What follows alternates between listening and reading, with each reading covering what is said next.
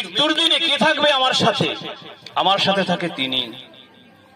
তাই আমাদের শরীরের 9টা ছিদ্র রয়েছে, 2টা চোখ, 2টি নাকের ছিদ্র, 2টি কানের ছিদ্র, 6 মুখ, 7 উপাস্থ এবং পায়ু।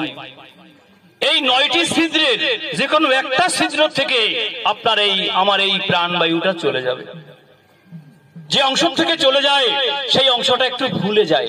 আপনারা লক্ষ্য করে দেখবেন, আমরা তো ডাক্তার, অনেক রোগী এসে বলে 10 দিন ধরে ঘুমাতে পারি না।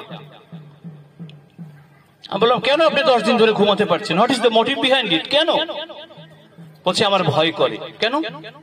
বলে আমার বাড়ির পাশে একটা লোক মারা গিয়েছে, লাশটা দেখতে গিয়েছিলাম।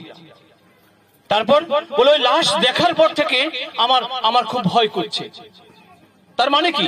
ওই লাশটা মারা যাওয়ার সাথে সাথে বিকৃত হয়ে গেছে। আপনারা দেখবেন গ্রামে অনেক মানুষ যখন মারা যায় দেখতে গিয়ে বলে, বাবা এমন হয়েছে না, দেখলে ভয় করে। কি দাদা করে না? আবার অনেকের লাশ দেখতে গিয়ে আপনি বলবেন কি, লোকটা যে মরে গেছে মনেই হয় না, মনে হয় যে হেসে আছে।